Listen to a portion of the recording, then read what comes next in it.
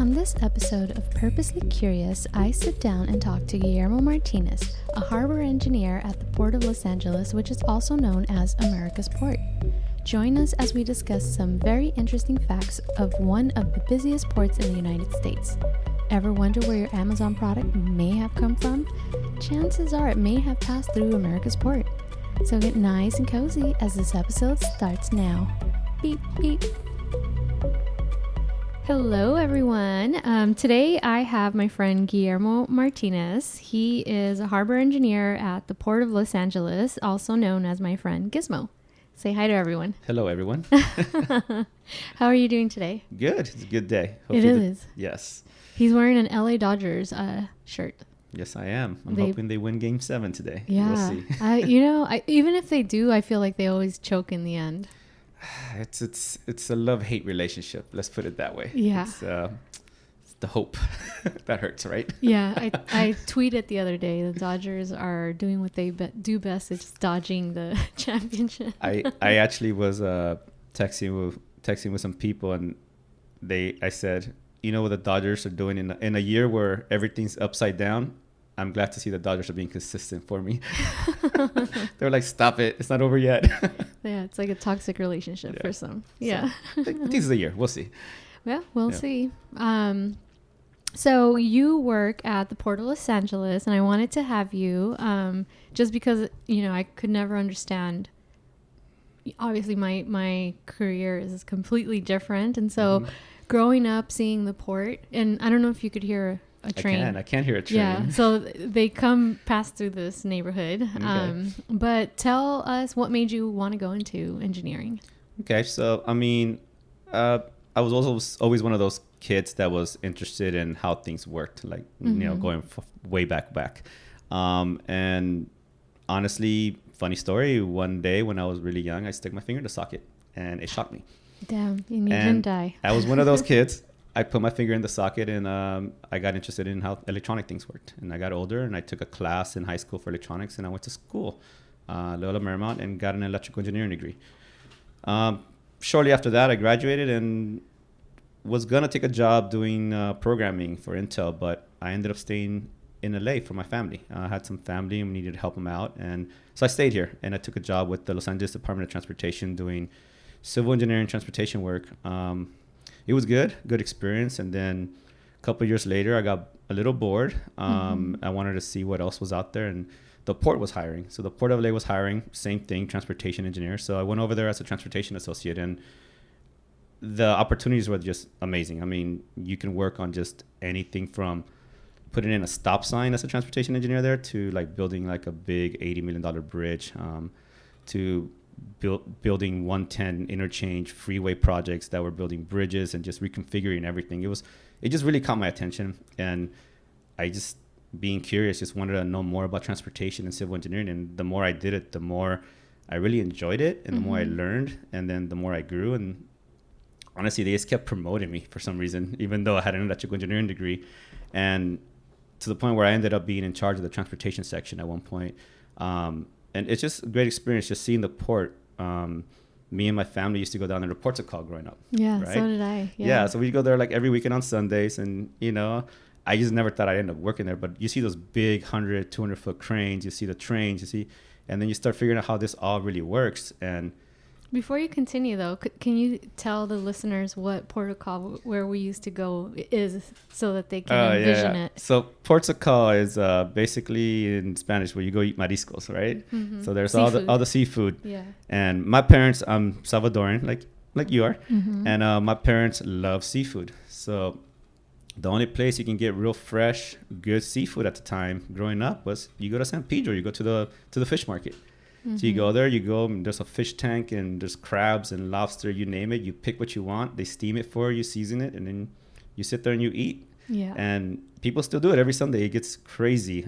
So that's what it was growing up. That's what we would do almost every Sunday. Go to church and then go to San Pedro, Portugal. Yeah, and when you were sitting at the Port of Call, because my parents used to take me there as well on Fridays or holidays or birthdays, you see the port. Yes. And it's not you're not looking at beaches. You're looking at big cruise ships and tanks and, you know. Yeah, the Ports of Call thing, it was an amazing thing because you see this ship that's like the size of 3 football fields with containers on it, and you have like 10,000, 15,000 containers, or a big cruise ship that's the size of a small city just go by, and just looking up and you're eating like shrimp and you're like, wow, that's crazy. Yeah. Right. So now here you are working. Yeah. So now I work at the port. So for a long time, I worked in the engineering division, worked myself up as an associate to a senior transportation engineer. And then I managed the transportation section for a couple of years there. While I was a senior transportation engineer, I was in charge of the transportation projects program and rail program. So we built a lot of freeway interchanges off the 110, a lot of roadway realignments, and I built a bridge at one point too. Don't ask me why they put an electrical engineer in charge of a bridge, but it's still standing, so that's a good thing. Now, which bridge is it, so that I don't drive on it? It's in Wilmington. It's a great separation over some railroad tracks. So not many people know where it is, but if you ever drive in Wilmington and you go to South Wilmington Great Separation, that was mine. Aww, Pray lovely. when you drive it. Not just kidding. Stay away from it. So then I moved over to Goods Movement, the Goods Movement division recently, and now I'm kind of doing more larger scale planning stuff, like 2040 plan, assisting with that. We're doing a big rail study to see what we should build in the future. More big picture stuff is what that division does. Yeah, yeah. And then we were talking earlier. You were telling me how, our port is considered what number? So the Port of LA is number 1 port in America. And then in the world, it moves around in the tens, 12, 13, 14, 15. It just depends on the year. But the way we measure how ports are ranked is based on TEUs. So it's a 20-foot equivalent is what that stands for. So basically, when you're on the roadway and you see a big truck with one of those metal boxes on it, you see it's the big metal box. It's usually, that's a 40-foot. So that'll count as 2 TEUs. And the reason why we use TEUs is to make sure that everybody's counting in the same way, right? We're comparing apples to apples. So that when we rank ourselves against other ports, we know that we're comparing one container to one container equivalently. So the port's number 1. We've been number 1 for over 10 years at this point. And the number 2 port is the Port of Long Beach. Which is right next door. Right next door. So we basically next door to each other. We're brother and sister. We have to work together all the time, but at the same time, we're always trying to steal each other's business to stay number 1. But as I like to call the Port of Long Beach, I have this presentation I always make, and I have a slide, and I always shade them, so I call them the dark side. Do they like when you say that? At first, they weren't too amused, I guess, but now they just giggle because we all know each other. All the engineers on both sides, for the most part, a lot of us know each other. Yeah, so it's just a continuing jab that keeps going on. Yeah, and so obviously our port is famous, I guess in the United States and worldwide, essentially. I don't know. Yeah, so if you look at number-wise, the Port of LA is, well, you'll see it in a lot of movies a lot of times. Yeah. A lot of stuff gets filmed there too. You'll see it because of that. But number-wise, it's, we're looking at, in 2019, 9.3 million TEUs. That's a lot of boxes that go through the port. Worldwide, we're not like, let's say, Shanghai or maybe Singapore, but that's because a lot of the goods that we buy in the United States are made in Asia, and they get shipped all over the world. So their ports are a little bit bigger than ours, and they also have automation, full-on automation that we don't really have in the U.S. ports. For various reasons, environmental, labor, political reasons right now. But our throughput is getting higher. We are starting to look at some automation just to improve efficiencies. But yeah, our port is the biggest port in the U.S. We bring in about 40% of the goods into the United States between the Port of LA and Long Beach combined. The Port of LA is probably a little over half of that. So let's say conservatively, 15 to 20% of the things that people buy in the United States come to the Port of LA. Right? That's a lot, yeah. And then the way things get shipped is they either go on roadways or they go on rail. So there's a rule of thumb. It's about, let's say, 1,000 miles. If it's within 1,000 miles, it usually ships on a truck. If it's over 1,000 miles, then it's probably going to go on a train. And it's going to get shipped like through Chicago or somewhere through like the South, like Texas or Memphis and whatnot. Yeah. You were also saying you were talking about how last year you guys made a lot of money, and it was because of the tariffs. Can you explain that? So one of the things that the Port of LA is. So the Port of LA is technically the Los Angeles Harbor Department. So we're department within the city of LA. And the way the Port of LA is, different ports have different operational business models. Our port model is really, we're a tenant model. So the port is basically a landlord, and we have a bunch of tenants, right? So what we do is we'll bring in a new tenant that wants to take over a terminal, or maybe it's a new terminal, which doesn't happen very often anymore, but it did in 2000 when we built Pier 400, which was 480 acres of new land on water. A new tenant came in. So what we do is we go to the tenant and we negotiate what they want. Do they want a rail yard? Do they want a rail operations building? Do they need an administration building just for their staff? Do they need a building for longshoremen? How much just open space do they need to stack containers? Do they need cranes? We'll design a lot of that stuff and then build it into a lease package. And then we'll negotiate basically a rate of return that we expect to get for us investing in building this terminal for them per year. And then they pay us a monthly lease amount, right? But the real money comes from throughput. So the more containers we move, every box per terminal is going to have a negotiated price. So we get a fee for every box. It could be $100, it could be $400. It really varies on the terminal and what kind of deal they negotiated. So it benefits us to have higher numbers, because the higher our number is, the more money we're going to get, because it's, let's say $100 times 9 million TEUs. That's a lot of money, right? So that's how we end up making money at the port. And because we're a public agency, our money has to get reinvested in the port. So right now we probably have about $1 billion worth of money in reserves, give or take. Money changes every month when we're paying bills out, and we have a lot of debt too, so we got to pay that off at some point.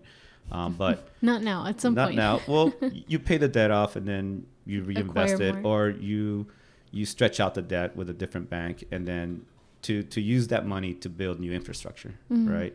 To reinvest into the port so that you stay number one. And that's what we try to do. Yeah. So I obviously drive through the port area sometimes, depending because I cover the South Bay and Long Beach areas. So I don't remember there ever being a time where there wasn't construction over there.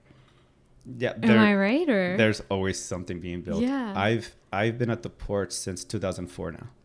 So most of my almost 20-year career in the city of LA has been at the port. Yeah. And since I came to the port in 2004 as an associate, we've been in construction. There's always something that's in construction, because not all the leases end at the same time, right? There's cycles where grant funding is available, and there's projects that we maybe wouldn't have built because we either didn't want to spend the money on that project because the rate of return wasn't high enough, or maybe we didn't build it because we wanted to shift our money to a bigger, larger scale project that might bring a better rate of return back. But when there's grant funding out in the world, then we start building more. So for instance, between 2004 and 2008, we were building stuff, but it wasn't that much. Then 2008 hit and the housing market crashed. Yeah. And then we started getting all these grants from the federal government to kind of spur the economy. The port got a lot of money from those grants. So we went into full-blown building roadway projects that we were going to build anyways, but they were maybe a little bit further out in the future.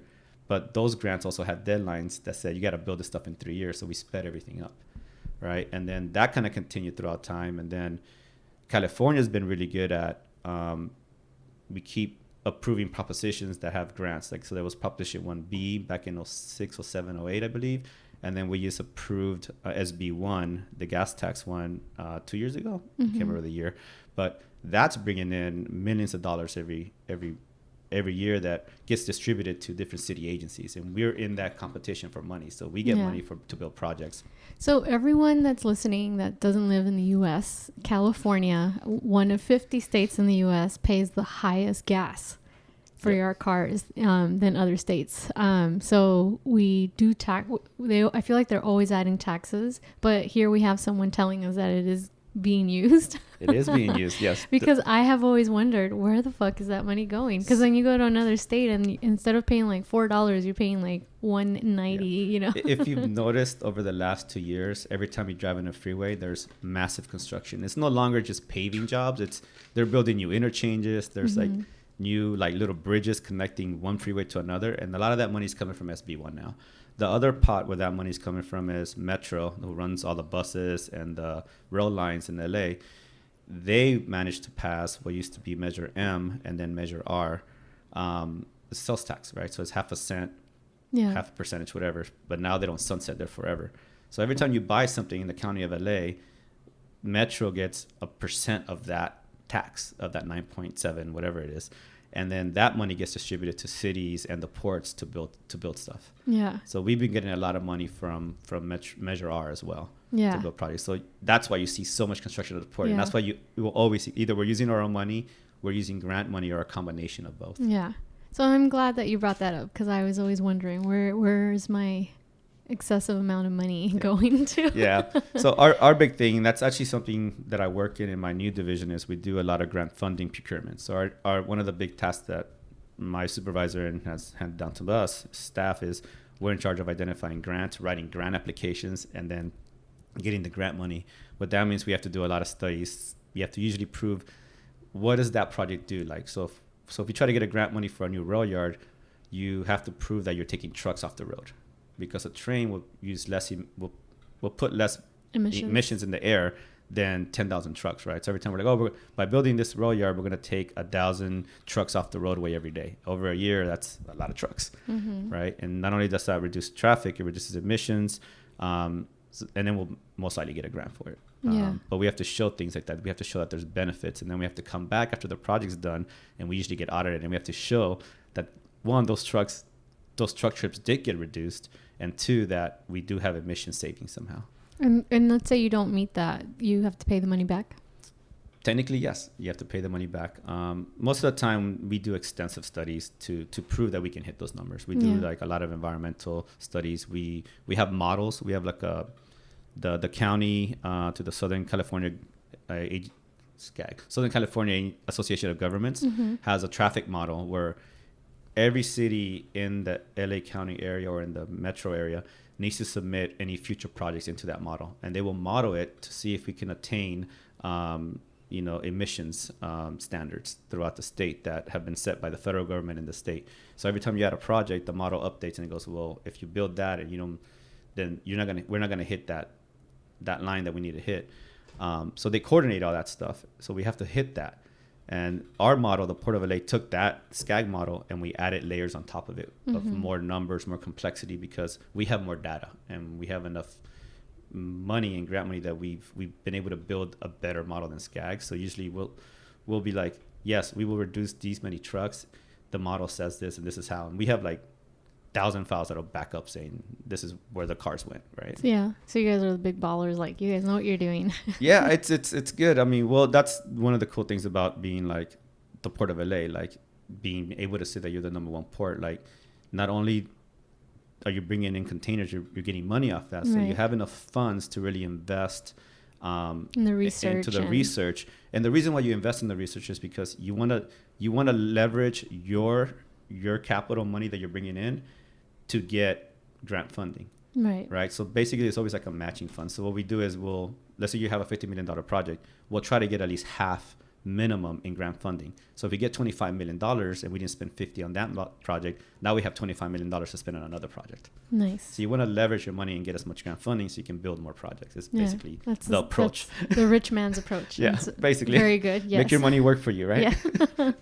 So you were saying, we were talking about the tariffs, right? Where you felt like a lot of people were trying to get their products through before can you explain that? So our $9.3 million, 9.3 TEU number from last year was the highest number we've ever hit in history of the port since the port was founded in the early 1900s.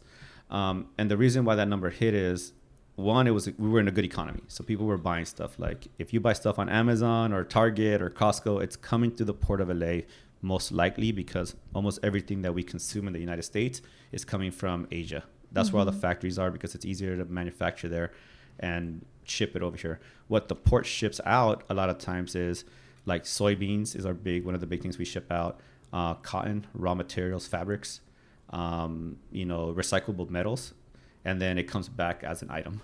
Yeah. Right? Yeah. So our import is not balanced. We import more than we export, and that's always been a big thing of contention, which is why the current administration wanted to get into basically a tariff war with China because they wanted their items that they're shipping to come in to be more expensive so that it would be cheaper to build them in the United States.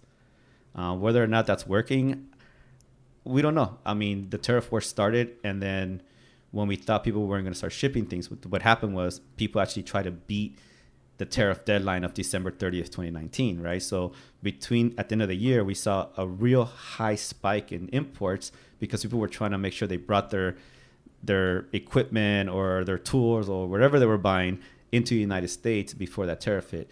What we saw also is but that also has a limit because a lot of things that get brought into the United States have to be warehoused. There's a lot of warehousing areas in San Bernardino, Riverside. There's 1 billion square feet of warehousing space. It was like 90 to 99% filled at that point. Wow. So where do you put it? You can only bring so much in if people aren't consuming it. But then COVID hit. It hit China first, and all the factories shut down. Right. So people started buying the stuff in the warehouses, and then China locked down to kind of take control of COVID, and they were locked down basically through March, and then the United States got hit with COVID, and we went on lockdown, and then at that point, our numbers dropped. Yeah, right? I remember messaging you because I was like, "Ooh, this is gonna be tough over there." So our numbers dropped, and we were estimating that we wouldn't hit 9 million this year. Some people thought we would, some people didn't at the port, depending on who you talk to. I mean, there's the marketing guys you talk to, there's the real estate folks. Everybody's talking to somebody. Everybody has a little bit of a network, and they're hearing things. Birds are whispering. So I heard numbers between 8.5, 8.6 to maybe 9.1. Right? We didn't know what it was going to be, and then we went on lockdown, and people started, in my opinion, what I think happened is people needed to consume. We were at home. People started buying chairs for their home office. They started buying computers. I mean, I did. I bought a chair. I bought a computer. I bought a new keyboard. Like I got comfortable because we were in it for a long haul. And again, China opened up. They all went back to work and started producing. We started bringing in stuff into the United States again, and at a higher price now. Or some things were at a higher price, but then COVID, did they slack off on the higher price? Because of COVID and because we needed to bring like masks in, some of the things were like PPE equipment, right? So there was things that the Trump administration decided that they wouldn't do tariffs in, and at the same time, China did the same thing on their side because China was one of the things China was putting tariffs in was soybeans. So a bunch of farmers out in the Midwest were basically losing a ton of money because they couldn't ship their soybeans to China, and then we had to give them relief too, like an aid package, right? But that only went for so long. I mean, it goes both ways. Like it's a tariff war. So if we put tariffs on their stuff, they're going to put tariffs on our equipment or our as they should, essentially. As they should. As they should. But then COVID hit, and then the tariff war kind of like tapered down. There is still some things that there's tariffs on, but not everything. But we are all in lockdown still in the United States for the most part. And I mean, not every state, but a lot of people are still working from home. Yeah. And there's still a lot of Amazon shopping. I mean, there's a reason why Bezos is one of the richest people in the world. He got richer during COVID. I mean, people are buying stuff on Amazon. Yeah. And now with Christmas just around the corner. Yep. Christmas is around the corner. And then right after Christmas, you get Chinese New Year's. I mean, that's usually for us at the port. It's usually a time where a lot of stuff goes into the country. Oh, really? I had no idea. I had no idea till I went to the port, but there's like the build up to Christmas. A lot of the stuff that you buy for Christmas will come in, historically will come in like in August, maybe September. And now because of COVID, it got pushed out a little bit. So September was actually one of the highest months we ever had in the history of the port. It was the highest September on record for imports. Wow. We think October, November, December are going to do that. We're still looking at our numbers. We may still hit 9 mil. We'll see. It just depends on the next couple of months. But yeah, COVID tanked the numbers, and then I think COVID helped bring the numbers back up to a certain extent. Do you feel like you guys are recovered based on what you guys lost initially when COVID hit, or? I don't think we'll hit 9.3. At least I haven't heard anybody say that, but I mean, things change really rapidly. This whole year has been one of those years where you think this is going to happen, and then it just the opposite happens. So I don't think anybody thought we'd hit 9.3 when this started, especially because we thought that 9.3 part of it was tariffs, people bringing stuff early. But then with COVID, who knows?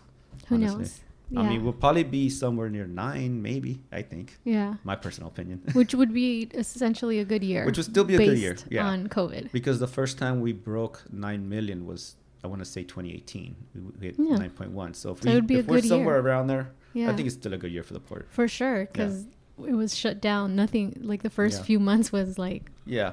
I mean, we were still bringing stuff in, but Yeah. there was definitely a lull at one point because the factories were closed in China. Right? yeah, yeah. So do you see yourself staying at, being at the top, heading the you port? know what? For a while, I was looking to leave. I'm one of those guys I need to be mentally entertained or challenged. Yeah. Actually, both entertained and challenged, right? Yeah. I have to enjoy what I'm doing, but I also have to be challenged. Like I need to be learning something new. Yeah. Which is probably why I stuck out this transportation thing, because the projects, when I came in 2004, it was like my first job was literally put in a stop sign. It was what my boss gave me. So I went out and I had to look at the book and how to do that, because I didn't know how to do that. I was an electrical engineer in college. Figured it out, put a stop sign. Then it became like put some striping down, put a left turn like pocket somewhere, like, right? Then it was like design a traffic signal, right? So I learned how to do that. Then it was like, oh, you're a project manager now. You're in charge of this small like project to put up a sign or whatever. Cool. Then it was like, oh, look, you're like an entry level manager. You have people that work for you, right? And then it was like, okay, now you're like the manager for the whole section, and you're the program manager for all the transportation projects, make sure they get built, and you're the project manager for one of the projects.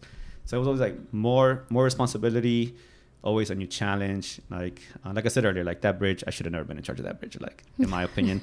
I mean, I got it done, don't get me wrong. I learned a lot. I mean, I learned so much that I ended up getting a civil license in the state of California because of that project, because I truly know civil engineering now. But it was a learning experience for a couple of years where I was like, should I be doing this?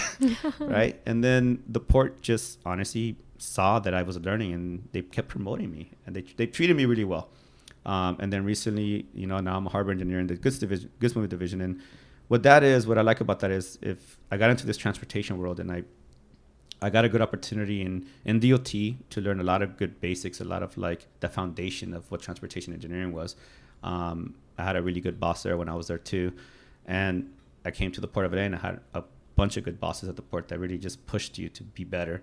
And then I learned all the technical engineering stuff, like project management stuff. But what I hadn't learned in engineering, because we didn't really do that in engineering, was all the planning, the long-term planning stuff, the nitty-gritty, nerdy stuff. Like if I move a car on the model here, what happens to the whole system, right? If I move 1,000 trucks here because we built a new project and we move it to this other intersection, does that intersection just blow up and then it's all red all the time? I've never really done that, and that's the stuff I'm learning now. It's like the super nerdy stuff that some people maybe don't want to do. The grant funding, a lot of people don't really want to do that sometimes, but I've been doing grant funding since I was at LADOT. So I actually enjoy the grant funding, because if you don't have money, you're probably not going to build a project. So it's a good way to build a project if you can find money for it. So no, I don't think at this point I would leave. I'm in a good spot, I think. As long as I keep learning, and it seems like the port's big on that. Our management has been really big on helping us grow. Yeah. So if that continues, I see no reason to leave the port now. Yeah. I mean, I'm almost 20 years into my career in the city, and I mean, I'm most of the way through the pension system too, so I can't just leave. You'd be dumb to leave. I'd technically be dumb to leave, I'd say. Yeah. It'd be a hard decision to make. Very hard at this point. So you know that California is known as the 5th largest economy in the world. Not we're in comparison to other countries, we're number 5. Yes. Could you see, let's say something happens and California decides to be their own country, can it sustain itself just with the ports? I think we'd be a big trading hub. I mean, a lot of things, like I said, like 40% of the things that get consumed in this country come through the 2 ports. And half of that leaves California, right? Yeah. On a train. So, yeah. I mean, there's other things that will impact that number, though. And there's other things why the port's always trying to be more efficient, because, hypothetically speaking, if that would happen, then we would have to maintain our status as a trade hub, right? We'd have to continue to make sure that what we bring into the United States, what we bring into California, needs to get to Chicago or the East Coast very quickly. Yeah. Right? So what happens is something leaves like China, and it takes like 13 days to get from China to the ports of LA or Long Beach. And then we got to take it off a ship and then put it on a train, and it needs to go across the country. And that takes like a handful of days too. But could California make money because now you're charging the states? Yeah, you're charging the states. Yeah. But there's other things going on around the world that we have to keep in mind. We're not the only port on the West Coast. There's a handful of ports on the West Coast, right? In California? Not in California, but there are the ports outside. There's Seattle, Tacoma, who it's not the size of the Port of LA, but it's a good challenger. There's ports of Oakland, still smaller, but California. Still California. But then there's Prince Albert up in Canada. Oh. They're a pretty big port, and they have a pretty good rail line. They have the Canadian rail lines that could technically take it from there and go down to Chicago, right? If need be, and then from Chicago go to like New York or East Coast area. On the flip side, there's also the Panama Canal. Right, the Panama Canal was constrained by size, and then they expanded the Panama Canal, so now bigger ships can go through there. It's technically cheaper to move something on water than it is on a train. Why is that? Because you're using less fuel. You're just floating half the time, and there's less points of contact. So what really brings up the cost of how much it costs you to ship a container from, let's say, China to the East Coast is how many times it gets touched. That's one of the big things. So like if somebody has to drive it to a port in China, someone's going to touch it, pick it up, put it on the ship. The ship's going to come across the ocean. It's going to come here. Someone's going to grab that container, pick it up one time. It's called a lift. We call it lifts. They're going to lift it and put it either on a chassis, or they're going to put it on a train, or they're going to put it on a truck that's going to go to a rail yard that's close by, or you're going to put it automatically onto a rail yard on the terminal. One of the things that the port did before the Port of Long Beach, which kept us number one, was we built rail yards for every terminal. We have 8 major terminals at the Port of LA, and we built a rail yard for each terminal. So instead of a container coming off a ship onto a truck, and then the truck would have to drive it up the 710 to the UP yard off of Sepulveda and like the 710, or even to downtown, that means like somebody has to touch it, put it on a truck, somebody has to take it off the truck, put it on the train, and then ship it to Chicago. What we did is now you can basically take that container, put it on the ground, another crane picks it up, puts it on a train, and then it's already gone. You've already eliminated like 2 times it got touched, right? 2 times it got touched means you didn't pay somebody to move it. Oh. So you're saving on money, but you're also saving on time, because every time somebody touches it, that takes time, right? So I had no idea. So that's the big thing with the projects we've been building. We've been building on dock rail, we call it. And we've been building things to like move that rail faster, because Prince Albert could technically beat us to Chicago if they figured that out first. Or it can move on water, it could be cheaper. So if you reduce the amount of times that somebody touches it and the duration of that time, then the cost to move each container goes down too, right? You may be on the same time scale, but it may be cheaper. Yeah. Right? Oh, interesting. I never would have so there's known that. All these little things that go into it, and those are the things that we try to like tweak in the model. Like there's these crazy spreadsheets in the model, and it's it'll be like, how long is the turnover for like a thing? Is it like 60 minutes? Is it 40 minutes? How long does the train take to get from the port to the Alameda corridor? Like we'll tweak it by 10 minutes and be like, well, that helps us. Well, if you tweak that and you make an assumption in the model that it's going to take only like 40 minutes for the train to leave and get to a certain point, then that means in that 40-minute span, you got to make sure that that train doesn't get blocked, right? One of the things that hurts us in some of our terminals is there's a bridge over a channel, a lift bridge that goes up and down. And that bridge technically needs to be up all the time because maritime gets priority. So the Coast Guard says you have to have that bridge up. Every time a ship comes in, you just have to have, they shouldn't be waiting for that bridge to go up. They should be able to pass. When a train shows up, the train is supposed to call ahead, or like, the train's coming. You tell the Coast Guard, hey, we're going to lower the bridge goes down, and then the train goes through. Well, that train has to wait. What if there's a big ship coming that's going to cross, or there's a bunch of ships? Then that train waits 20 minutes on one side of the bridge trying to cross. You just lost your 20-minute window in that model. So one of the things that we're trying to do in my group right now with a bunch of other higher management folks is talk to the Coast Guard and the Army Corps of Engineers, because they technically are in charge of the channel, to see if we can leave the bridge on the down position. So do the opposite. Make the trains the priority, because goods movement and the movement of goods in this state and in the country is for the benefit of commerce, right? Mm-hmm. We're an economic driver in the country. Like the ports in general, like there's the number, it's like 550,000 jobs in the United States are somehow connected to the port, right? There's some 1.6 million jobs across the world that are somehow connected to the Port of LA. Whether it's somebody in China driving a truck with a container coming here, or somebody in New York picking up that container, right? Yeah. All those jobs, if the port didn't exist, wouldn't exist. Yeah. Right. Makes total sense. So it's an economic engine. So we have to treat it like that. So, and it's something that we're always on message. Like, we're an economic engine. Our container movement, our goods movement should have priority. Like, we do things like we'll improve Caltrans freeways. We did a bunch of projects on the 110, right where the 110 ends, the last 3 interchanges of the 110. We've already built 2 of them and improved them. And there's one we're working on right now. And the reason why we're spending our money on them is because we realized in one of the models in 2004, 2006, that was slowing down our traffic.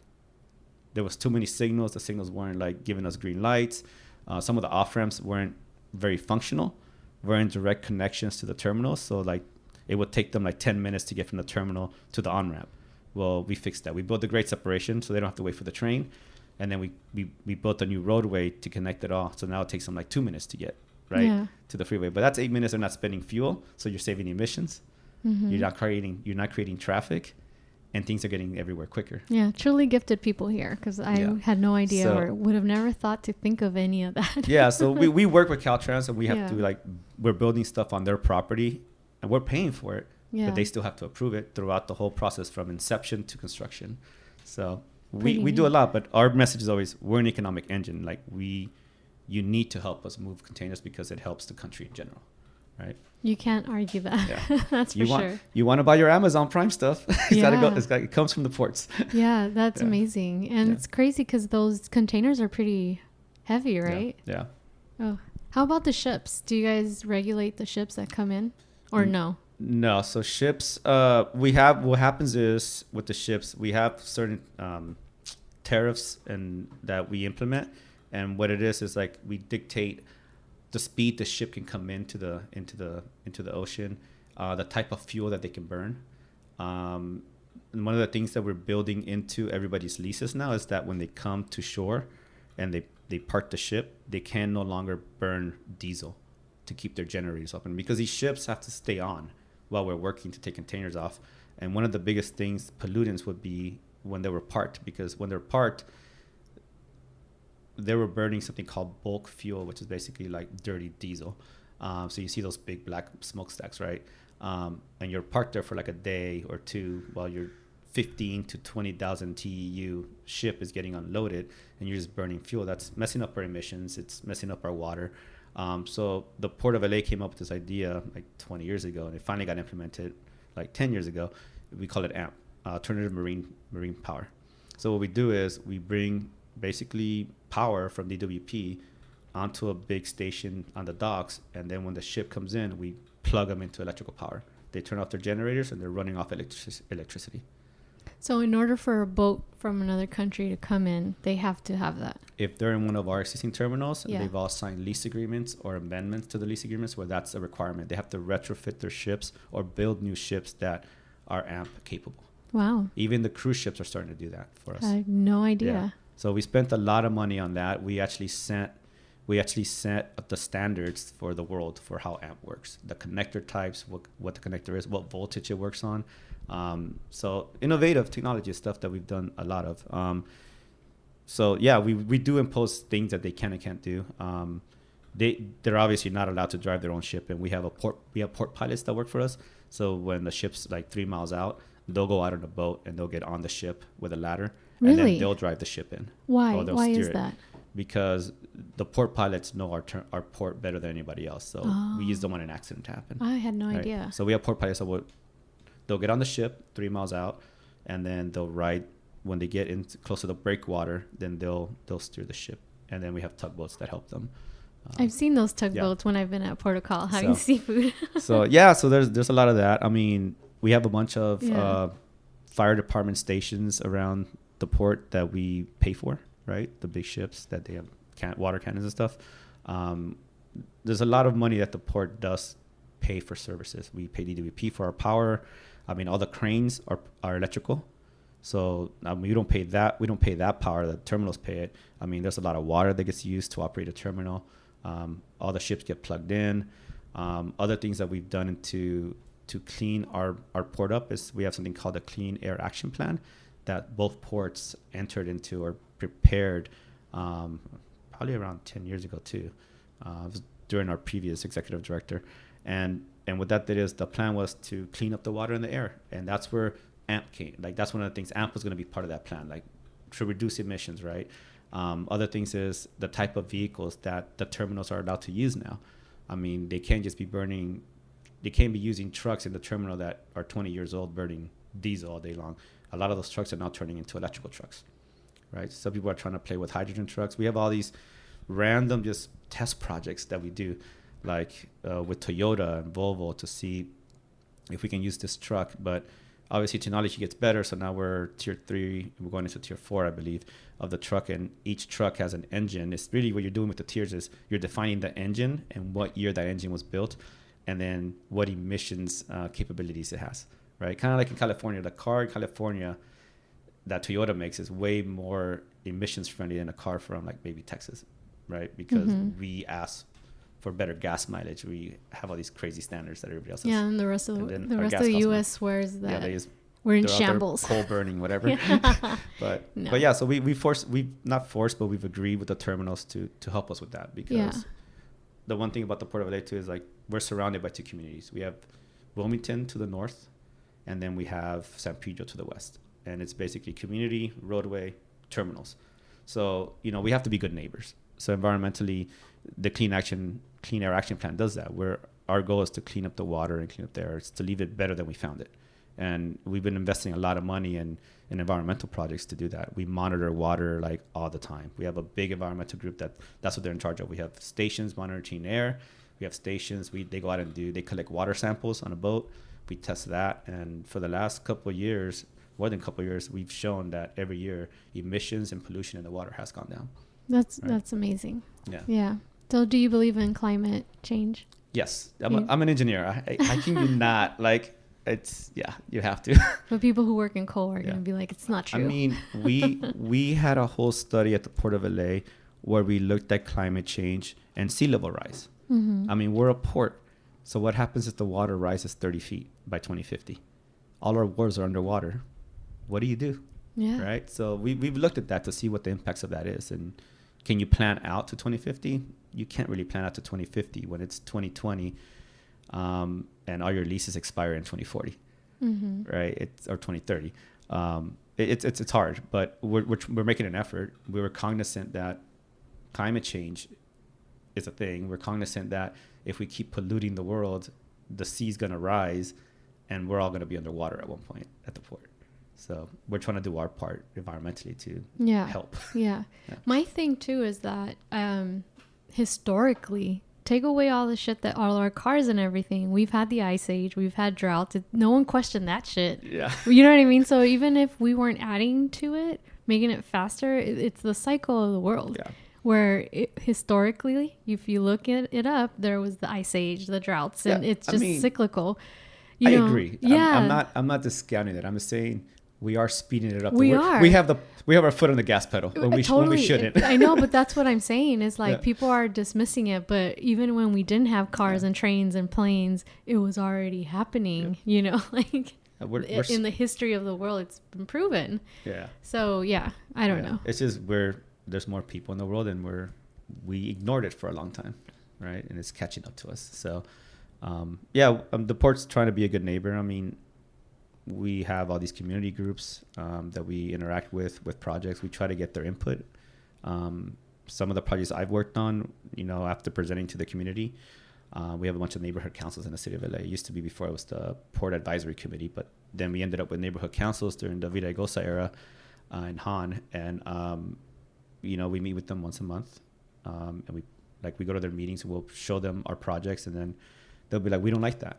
Or they'll be like, explain to us why you're doing that. And then we'll explain it, and they'll agree with it sometimes, and sometimes they don't. And sometimes they'll make a recommendation, and we'll say, hey, you're right. That would make the project better. And then we make a change in the project. It's going to cost money, but at the end of the day, you still want to be a good neighbor. Right? Yeah. And I guess in a way, California is ahead of the game. Stuff that other states eventually do, California's already been doing. And I've noticed that. So we can ignore the people that talk shit about our state, but I mean, it's true. It's like in 10, 15 years, they'll be doing the exact same thing. what California does, the rest of the country follows. Exactly. Right? And in a lot of ways, it's been proven. Like car emissions, you know, like gas efficiency. Like California is one of the first states to put like requirements on how much how many miles you should get minimum per car. Yep. Right. Yep. And every time we were crazy, and then look at everybody else. Right. And we're the 5th largest economy in the world. Yep. I'm not just saying in the U.S., in the world. And we pay for it. Yeah, of course. That's why I bitch every time I like pump gas. Yeah. I mean, you know, our sales tax is high. It's 9.75, whatever, right? But at least in the city of LA, every city is kind of different. Right. Like, you know, like Santa Monica's higher because they have their own stuff on top of our stuff. But we have 1% for county. But that 1% goes towards rail, like passenger rail. It's going toward road improvements. It goes to Caltrans. It comes to the ports. I mean, our rail network has gotten better since Measure R, Measure M. Like our rail system was not very good. No. It was horrible. Yeah. We had like 3 lines. Now we have a ton of lines. We're building the Crenshaw line. We're building an extension for the Purple line. You know, the system's gotten better. And that's a good thing because, you know, we are talking about climate change now. So you want to get people out of their cars at some point. And there's a lot of people in LA. I mean, don't get me wrong. I like to drive. I'm a transportation. I love driving. I enjoy driving my car. But there's a point where, like, you know, things need to change. Yeah. And it changes in LA by building the network of public transportation that we didn't have. We didn't have. I mean, even the system we have now is good, but the issue in Los Angeles is the square footage mileage area of Los Angeles. It's way bigger than Manhattan and New York. Our footprint is bigger than Chicago. I mean, you could say New York has 100 rail lines, but their footprint is still smaller than us. I mean, getting from San Pedro to the Valley is a mission. Yeah, even if we had rail connecting it, right? Yeah. So I don't think people realize that sometimes, but I think we've done a good job building that up. And so for those of you who don't live out here, Los Angeles is huge. And so when we say San Pedro, that's part of the city of Los Angeles. When we say the Valley, that's part of, you know, the city of Los Angeles. And that's like a 40-mile drive. So Los Angeles, the city of Los Angeles is so big that we have all these, we call them for what not plaza. Every neighborhood has a name. Neighborhood, yeah. So some people think that these neighborhoods are cities, but I mean, essentially they are because they're huge, but they're all part of the city of Los Angeles. Yep. So it is definitely, traffic is crazy. I mean, I live in Westchester. When people ask me where I live, I don't say Los Angeles because it's so big. I'm like, I live in Westchester. Oh, everybody's like, okay, you live by the LAX. Yeah, like, exactly. Yeah. You tell people, have you seen LA Story, the movie? I have. Was it Steve Martin? Yes. Where like people would joke around back then how everyone drives in LA. And so like he'd go visit his friend down the street, like on the same block. He'd get in his car, drive, and then get off. I mean, some of us do that too, though. Yes, but what I'm getting at is that we didn't have public transportation. And so going back to what you were saying, it's only now that we're getting all these new lines. So I think for me, it's going to be hard to get me on public transportation because I'm 37, right? My whole life, it's like you drive out here. Yeah. So I know maybe the younger kids might, because we didn't have any of that, right? I mean, it wasn't as good. I mean, like for instance, bus prioritization, whatever, wasn't a thing back then, right? The buses waited at the red light like everybody else. And now all these buses in downtown have transponders. So the intersection knows when there's a rapid bus coming. And the rapid bus will tell the intersection, hey, I'm coming. And that green light will stay long 10 more seconds for that bus to get across the street. Yeah. Like, see, I didn't know that. Thing. So we have technology we can build on now to make things more efficient. So maybe in 20 years it'll be... I think it'll be less than that. Less time. You're right. It is going to be hard to get people in LA out of their cars because people love driving here. But there is a big shift in that. Like, it does take a long time to drive everywhere. And COVID, I think, showed people that. Like, my drive to work was, before COVID hit, was in the morning, 35 to 50 minutes. on average, maybe 40, Now, 30. for perspective, how many miles was that for That's- those listening? I'm driving maybe 23, 24 miles. And it would take way. him that long, guys. Yeah. So now I speed sometimes. So now it takes me like 20, 25 minutes. Yeah. Right. Yeah. But on the way home, it would take me like 45 minutes average, sometimes an hour if there was an accident on the 405. Now it's the same thing. It's like 25 minutes to get home. Right. To get to downtown, I remember being a kid from the west side to downtown, it'd be like half an hour. Now it's like half an hour during COVID. But before that, it would take me like an hour. And that was in the fast lane, paying for the fast lane. Mm-hmm. Right. So I think, I mean, when I go to Dodger games in downtown, I usually take the Gold Line, Yeah. the Expo Line, Yeah. right? Because it's such a mess to get to a Dodger game on like a Tuesday afternoon. But I think it's helping me shift depending on where I'm going. If I have time, then I'll take public transportation. That's the other thing. It takes a little bit longer sometimes. Mm-hmm. Yeah. But I think it's shifting. I think the better the system gets, the more people will embrace it. If you can't go fast in your car, then what's really the point? Is the way I look at it. Yeah, it's true. But honestly, I do think we just have to wait a few decades for Angelenos to get accustomed. Yeah. Because I will have a hard time going on public transportation. I'm good about it. I mean, if I can take it, I will. Yeah. My big thing for a while was just like, how fast do I need to get there? So I would do maybe rideshare one way, and then take public transportation back. Right. Yeah.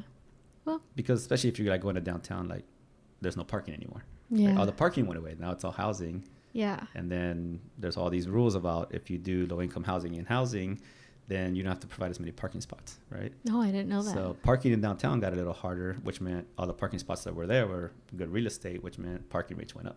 So sometimes it was cheaper to take public transportation to downtown than to drive. And it was taking shorter, right? Yeah. Yeah. Short time. Yeah. Well, I hope everyone enjoyed this conversation. I know I did. Prior to us recording, he was telling me, and I was like, "Oh no, wait, I'm gonna start recording," because I felt like I should have recorded all of that. But thank you for thank you for being on my show. I was gonna say thank you for having me. You're welcome.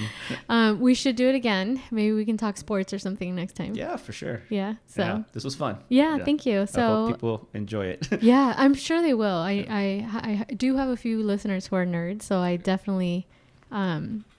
know that they will enjoy it.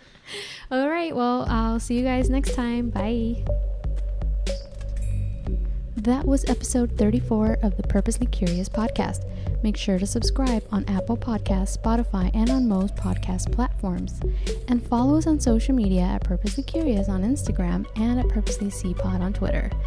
That's Purposely, the letter C, Pod. Until next time, you know what to do.